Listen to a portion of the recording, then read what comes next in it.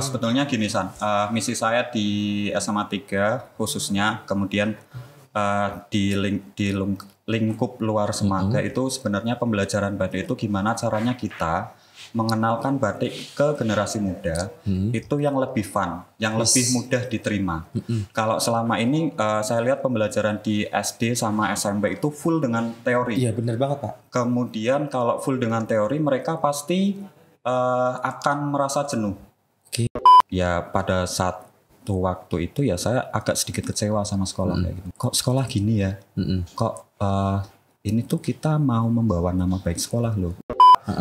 Jadi memang kita itu fokus awalnya yang penting kumpul dulu. Yang kegiatan penting ada kumpul, dulu gitu. Masalah legalitas dari sekolah atau pengakuan itu terakhir dan sebenarnya kita nggak terpikirkan sama sekali. Selamat datang di podcast Ganesha. Dan kali ini kita udah kedatangan narasumber yang luar biasa. Namun sebelum lanjut ke podcastnya, jangan lupa like, comment, dan juga subscribe. Dan jangan lupa juga share ke media sosial yang kalian punya. Oke, langsung aja kita ke narasumber kita. Ada Pak Faisal. Oke, apa kabar nih Pak? Alhamdulillah baik San. Oke, baik ya. Pak Faisal masih ingat aku? Masih lah. Oke. Salah satu siswa berbakat IPS. Siswa berbakat apa ini? Tapi saya nggak berbakat di dunia lukis-lukisan ya Pak ya. Bagaimana nih Pak? Ya emang beda jalur sih. Kamu kan kalau yang seni kan seni ke pertunjukan. Iya betul banget. Aku juga bakal ngobrolin itu nanti ya Pak. Tapi sebelum kita ngobrolin ke soal seninya dulu, kita mau ngebahas di masa-masa pandemik seperti ini nih Pak. Pak Faisal kan juga sebagai guru di SMA 3 Pekalongan. Nah, kira-kira gimana nih cara Pak Faisal mengajar ala di era pandemi seperti ini? Ya, tentunya kita sebagai guru juga sebenarnya agak sedikit kaget dengan kondisi yang seperti ini ya. Cuma kan memang karena aturan dari pemerintah juga mengharuskan kita untuk pembelajaran jarak jauh. Makanya kita sebagai guru juga harus beradaptasi. Nah, kalau saya sendiri ini memang saya harus karena saya memang suka sama hal-hal yang baru gitu, belajar mengenai hal baru kayak gitu. Nah, khusus dari pembelajaran batik karena itu saya biasanya kan praktek ya. Iya betul banget, gak pernah secara tekstual atau teori ya, langsung ke prakteknya kalau Pak Faisal. Iya, saya juga awalnya, ini mau dikasih pelajaran seperti apa gitu. Batik kan identik dengan praktek. Akhirnya saya memutuskan untuk gini San.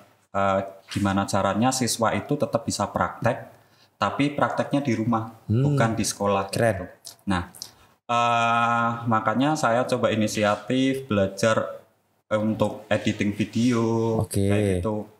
Kemudian saya juga ya akhirnya mau nggak mau ya sedikit terpaksa membuat channel YouTube. Wah sekarang jadi YouTuber berarti ya. Ya gitulah, terpaksa menjadi YouTuber karena menurut saya gini, khusus saya ya pelajaran PDK, kalau kita menuntut siswa untuk praktek di rumah, kalau pembelajaran lewat Zoom secara langsung gitu ya, kita video conference secara langsung itu kadang satu membutuhkan waktu yang sangat lama. Iya betul banget. Kita kan juga kalau yang masa pandemi itu 1 jam pelajaran itu kan diperpendek ya. Iya. Makanya kalau lewat video conference secara langsung bakal membutuhkan waktu yang sangat lama. Kemudian siswa itu tidak bisa merecord apa yang telah saya ajarkan. Makanya saya lebih enjoy membuat video pembelajaran, kemudian video pembelajaran itu saya upload di YouTube, dan siswa bisa mengakses video tersebut sesuai dengan kemampuan kuota mereka masing-masing. Iya, jadi bisa disaksikan kapan aja ya. Kapan saja satu, terus itu mungkin bisa lebih hemat kuota ya, karena kan. Bisa di pause, nanti nonton lagi, bisa gitu. Di-download kayak gitu ya. Atau siswa kemana gitu yang ada wifi-nya terus di-download secara offline kayak gitu. Betul banget. Itu berarti salah satu hal baru ya dalam hidupnya Pak Faisal di dunia pendidikan seperti itu ya. Hal baru banget. Baru banget ya, karena memang notabene PDK ini harus praktek langsung ya Pak. Kalau misal teori mungkin kurang dapat aja ya itu. Apa yang akan maksudnya ilmu yang harusnya didapat sama siswa itu kurang mengena banget kalau misalnya lewat sekedar teori, kalau nggak hanya penerangan dari Pak Faisal saja tanpa langsung praktek gitu ya. Iya, sebetulnya gini San, misi saya di SMA 3 khususnya, kemudian di lingkup luar Semaga itu sebenarnya pembelajaran batik itu gimana caranya kita mengenalkan batik ke generasi muda itu yang lebih fun, yang lebih mudah diterima. Kalau selama ini saya lihat pembelajaran di SD sama SMP itu full dengan teori. Iya benar banget Pak. Kemudian kalau full dengan teori mereka pasti akan merasa jenuh. Oke. Terus bosan dan apalagi bahasa-bahasa batik itu banyak bahasa-bahasa yang mengadopsi sama bahasa-bahasa Jawa kayak misalkan kita ngelorot gitu kan.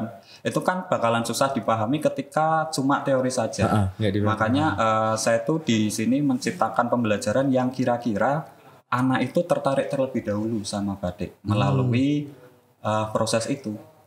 Jadi prosesnya saya kenalkan, kalau prosesnya sudah dikenal dengan mudah, saya kan juga di sini gimana caranya batik itu bisa diterima dengan mudah, cara membuatnya. Nah makanya ketika praktek anak-anak merasakan, oh ternyata bikin batik itu tidak mudah, tidak susah gitu ya. Tidak susah.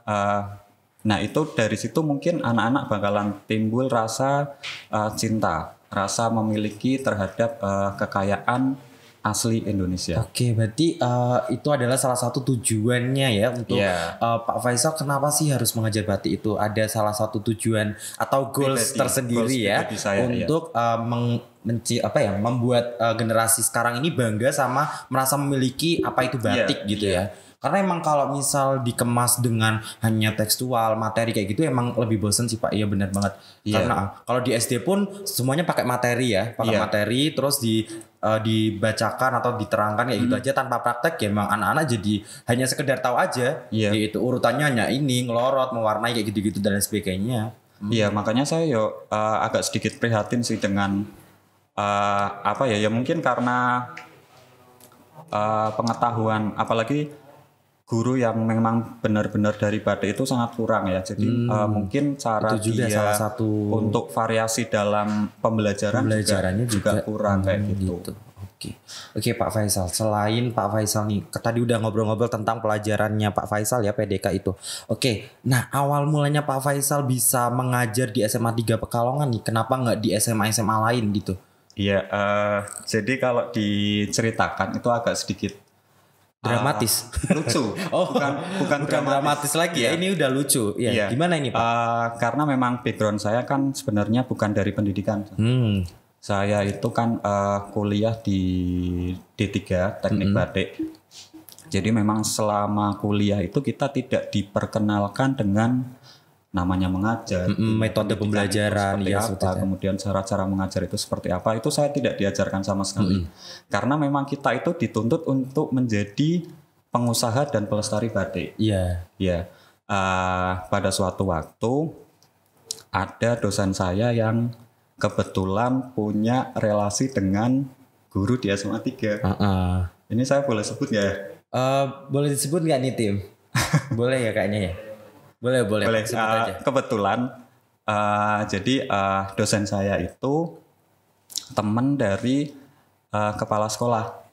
Kepala sekolah. Kemudian karena di sini itu sebelum saya ada guru PDK yang karena dia mungkin punya kesibukan di tempat lain, akhirnya beliau itu tidak bisa mengajar secara terus menerus kayak gitu. Nah akhirnya di sini mencari guru batik. Nah bapak kepala sekolah kemudian tanya ke dosen saya karena kan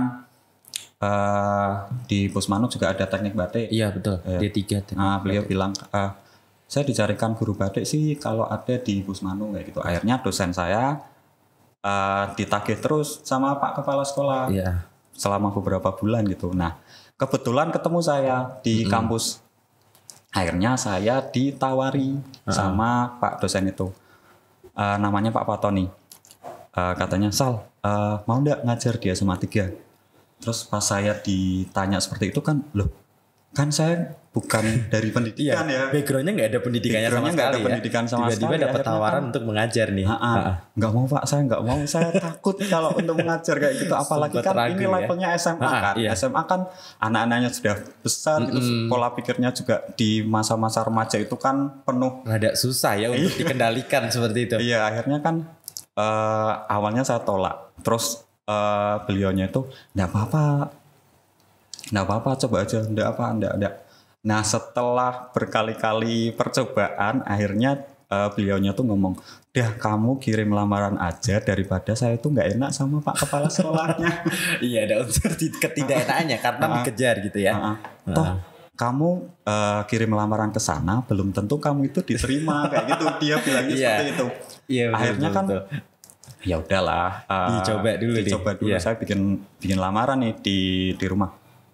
Bikin lamaran, saya kirim ke Semaga.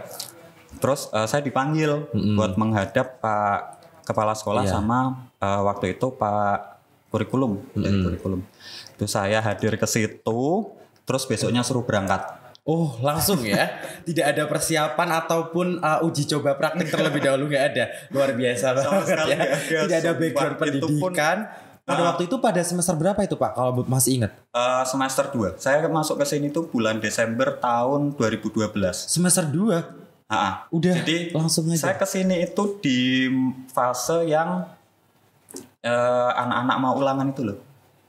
Oh iya berarti udah Kan mendekati. Desember kan mau liburan. Iya. Kan? Itu. Oh iya. Keren Jadi ya. sampai di Semaga menghadap Pak Kepala Sekolah sama Pak Kurikulum, besoknya suruh berangkat. Saya sampai rumah itu langsung nelpon sama Pak Fatoni. Nelpon sama Pak Fatoni dulu. Pak, lah ini gimana kok saya diterima di Semaga kayak gitu kan? Lah ya enggak apa-apa kan, itu kan rezeki kamu.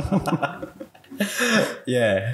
Ya itu akhirnya ya agak sedikit ya gimana sih rasanya, kan kita belum pernah mengajar Nervous, sama sekali bingung, kayak gitu kan. Terus juga dunia pendidikan itu ya juga sangat berbeda jauh sama dunia Dengan saya kayak teknik gitu itu. kan. Ya itu akhirnya setelah ngobrol sama Pak Fatoni sama bapak saya juga kayak gitu. Ya udah akhirnya dimantapkan buat berangkat ke Semaga. Berarti pada waktu itu sudah masih semester 2 tapi udah ngajar gitu posisinya. Semester 2 udah ngajar dalamnya. Jadi awalnya saya tuh datang ke Semaga langsung. Nah, hari pertama kerja itu saya disodori sama hasil kerjaan siswa, hasil ulangan siswa. Jadi di situ saya langsung ngoreksi. Padahal saya bukan yang ngajar. pekerjaan. Langsung dapat pekerjaan untuk mengoreksi hasil ujian dari siswa itu.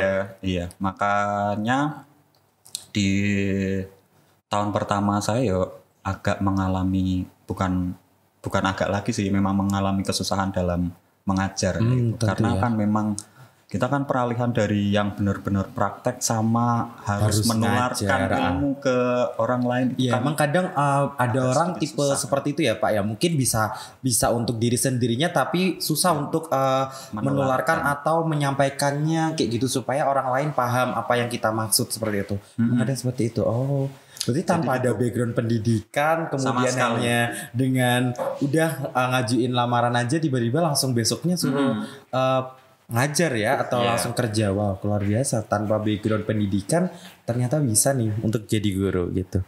Jadi bisa sih kalau ya itu ada kalau ada kemauan tentunya ada campur tangan dari Allah kayak gitu. Oh iya, itu jalan rezeki tidak ada yang tahu gitu. Oke, berarti Pak Faisal udah berapa tahun nih kira-kira di SMA? Saya dari Desember 2012 berarti udah 8 tahun ya. 8 tahun. Oh iya, 8 tahun, 9 tahunan atau 10 tahunan malah ya. Oke, segituan lah pokoknya. Lumayan lama juga ya. Lumayan lama juga tapi masih muda ya. Salah satu guru muda mungkin di SMA 3 Pekalongan. Kalau sekarang posisinya Pak? Saya tuh di middle. Enggak terlalu muda. Enggak terlalu muda, enggak terlalu tua ya Pak ya. Oke, ngomong-ngomong di SMA 3 ini selain Pak Faisal mengajar, ada fun fact-nya juga Pak Faisal tuh salah satu guru yang paling bisa deket sama siswa nih. Sampai Pak Faisal menjadi pembina salah satu ekstrakurikuler yang cukup keren nih. Iya. Wow, keren banget. Apa ini Pak? Ekstrakurikuler atau organisasi ya Pak Ekstra disebutnya? sih, ekstra. Lebih ke ekstra ya Pak ya. Oke. Oke, namanya apa Pak? Bisa disebut.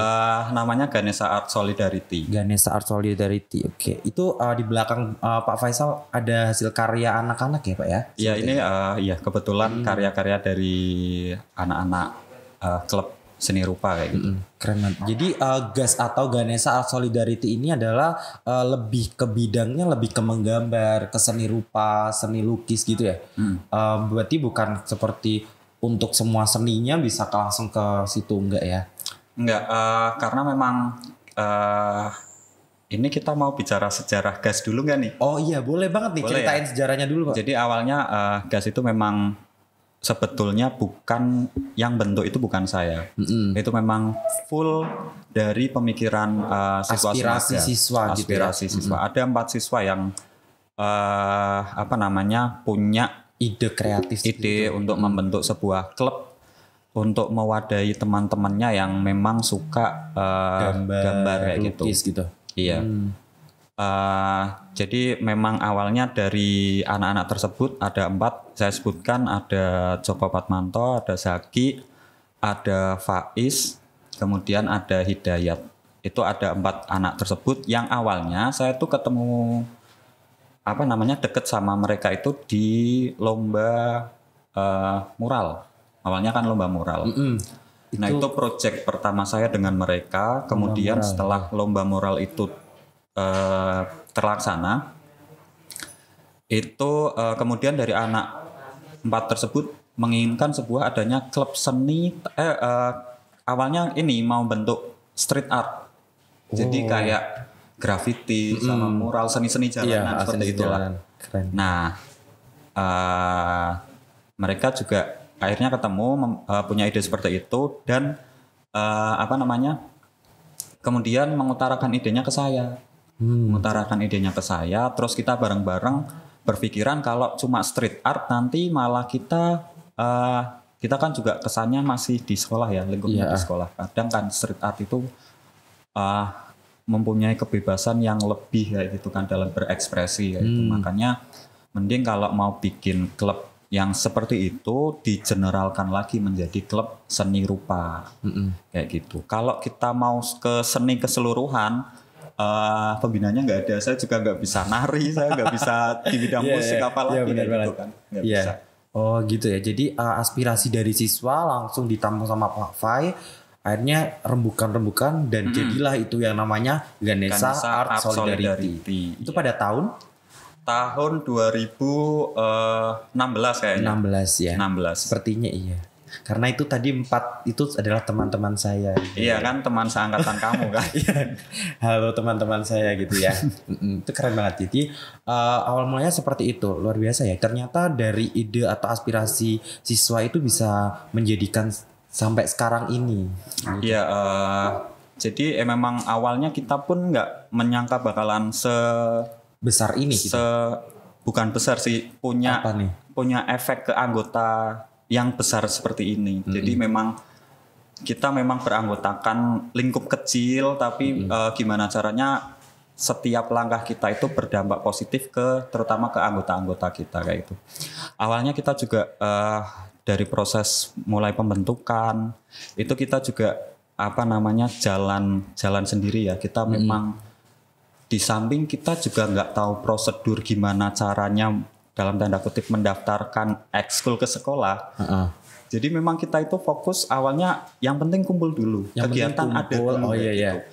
Masalah legalitas dari sekolah atau pengakuan itu terakhir dan sebenarnya kita nggak terpikirkan sama sekali untuk itu bukan salah satu goals awal dari berempat sama Pak Fai ini ya untuk mendapatkan pengakuan atau legalitas dari sekolah. Iya, memang kita awalnya gimana caranya kita berkegiatan dulu, menampung teman-teman yang pingin gambar, pingin mengekspresikan kayak gitu.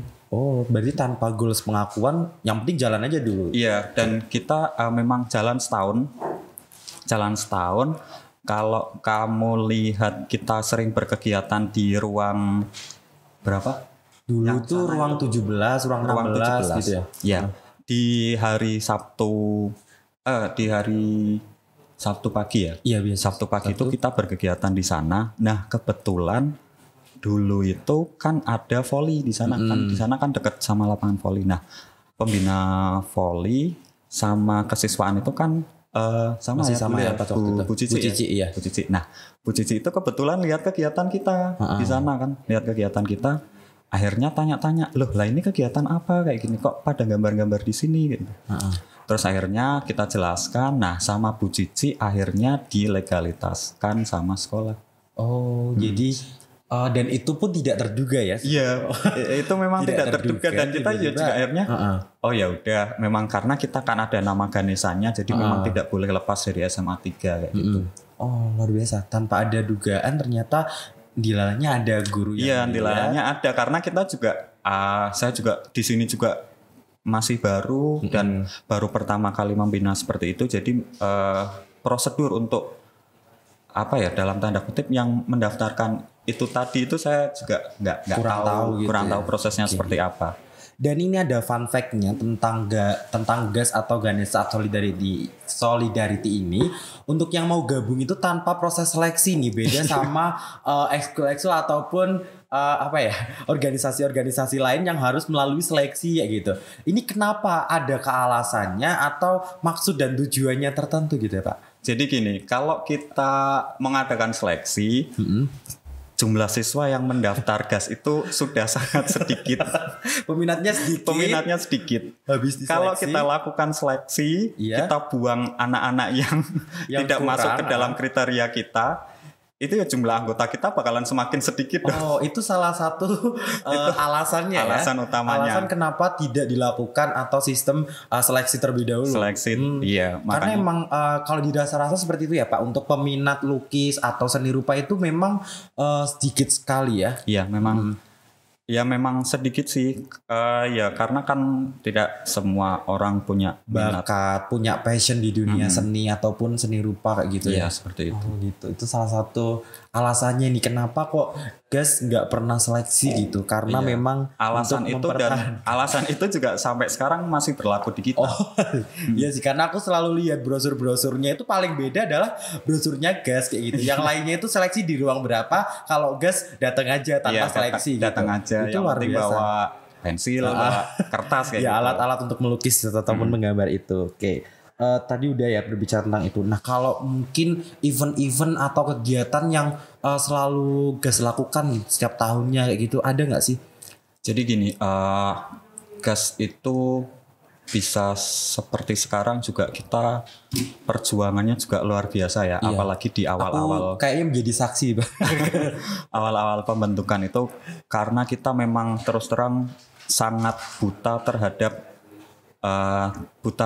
buta sama jalan kita kayak gitu. Jadi kita tuh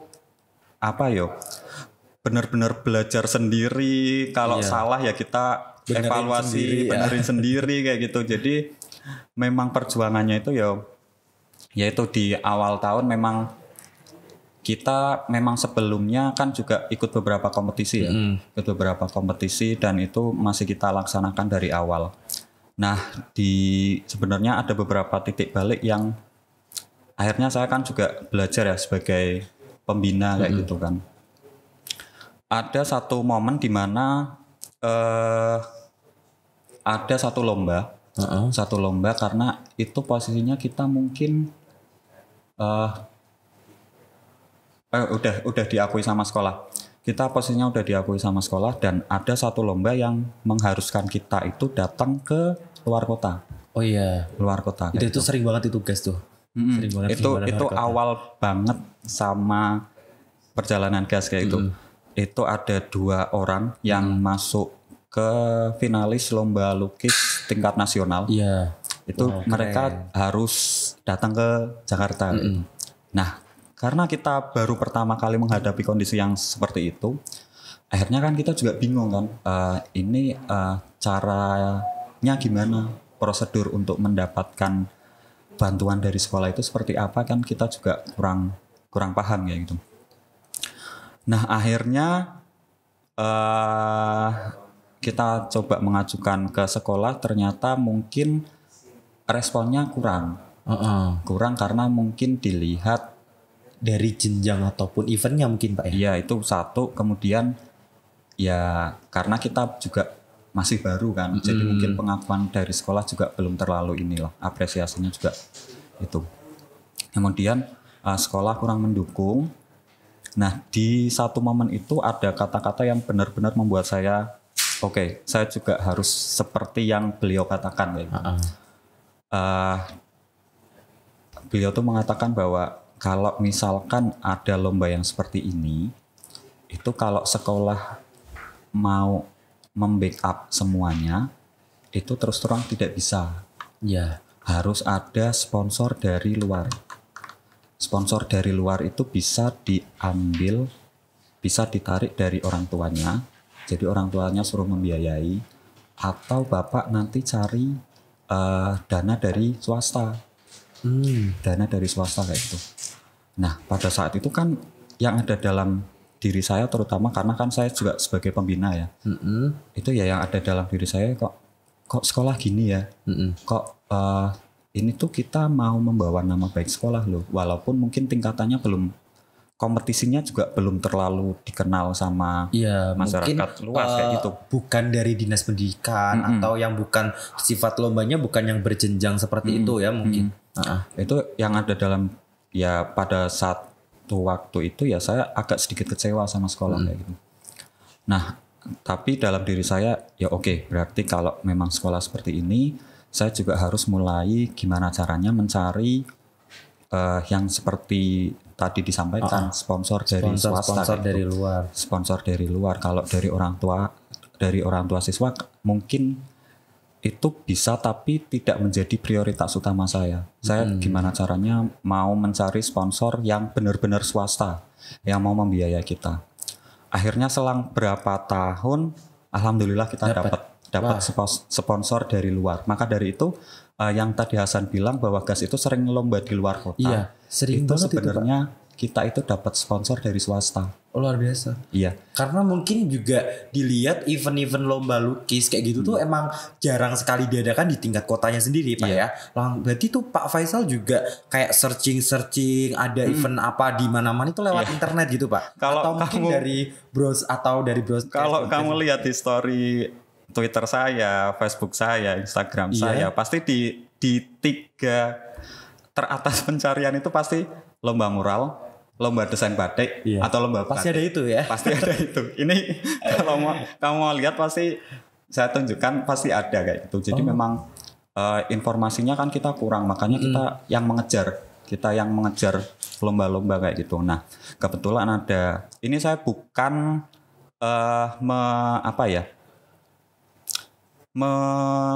apa ini Pak bahasanya?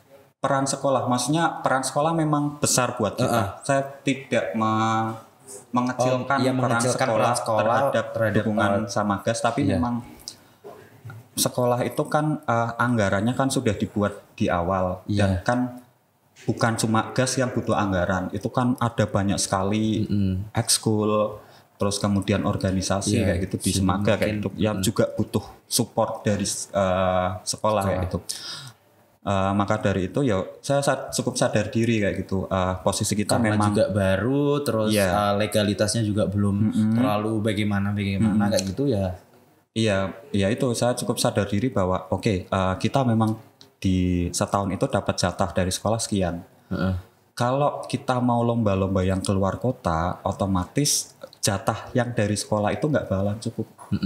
Makanya saya inisiatif untuk mencari usaha sendiri untuk itu ya, untuk mendapatkan dana sampai ke sana, karena emang lomba-lombanya selalu di luar kota. Ini keren banget ya, bahkan nggak hanya di tingkat Jawa Tengah aja ya, selalu di luar Jawa Tengah. Kalau aku lihat itu masih ada, entah itu Jogja, entah itu nasionalnya di mana-mana, bahkan prestasinya juga luar biasa, nggak pernah meleset gitu kayaknya. Kalau aku lihat-lihat tuh pasti ada aja juaranya, entah itu juara 1, harapan kayak gitu-gitu. Bahkan nggak satu orang yang ikut ya, biasanya pasti langsung 5 atau 4 atau 3 gitu, dan pasti di antara mereka pasti dapat place gitu, ada tempatnya di situ. Karena luar memang biasa. Kita itu ya itu ya yang membedakan kita sama ekskul atau organisasi lain, karena kita memang sangat open competition ya gitu.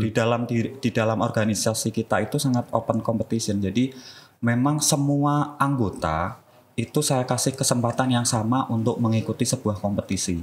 Kalau yang mungkin di ekskul lain Dipilih atau nih, di organisasi lain itu kan ada wakil dari sekolah.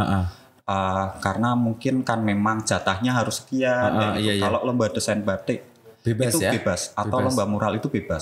Sebanyak-banyaknya peserta itu boleh mengirimkan. Makanya di kita itu di dalamnya itu sudah harus menciptakan sebuah kompetisi dulu nih. Diri sendirinya Iya, itu udah ada jiwa-jiwa kompetisi. Jadi Iya. kalau ada event ikut aja berapapun banyaknya peserta. Ikut. Iya, bahkan ya tidak jarang saya juga ikut lombanya kayak gitu kan. Untuk tujuan saya sih gini, kalau mereka memang jadi kita itu memang menciptakan standar kompetisi di GAS itu memang harus tinggi dulu. Oke. Memang harus kita juga bikin sebuah desain yang misalkan ada temennya yang bikin desain bagus, ya gimana caranya saya harus paling tidak setara sama dia atau melebihi dia. Bagus, ya. Karena kan saya mau diadu sama temanku ini kan. Jadi memang harus diciptakan kompetisi Ada yang seperti kompetisi itu di dalam GAS di dalam sendiri GAS itu dulu ya. sendiri. Nanti masalah juara atau tidak itu kan keputusan dari juri ya. Yang penting dari kita itu sudah puas sama hasil karya kita sendiri. Wah, luar biasa ya. Karena emang kalau dilihat emang GAS tuh selalu berprestasi dari tahun ke tahunnya. Bahkan kalau di tingkat kotanya sendiri hampir setiap tahunnya menjuarai lomba karnaval batik ya Pak, atau desain baju batik itu luar biasa ya. Itu pertama kali inget gak Pak Faisal ngirimin desain lomba desain kostum batik nih? Itu tahun berapa Pak?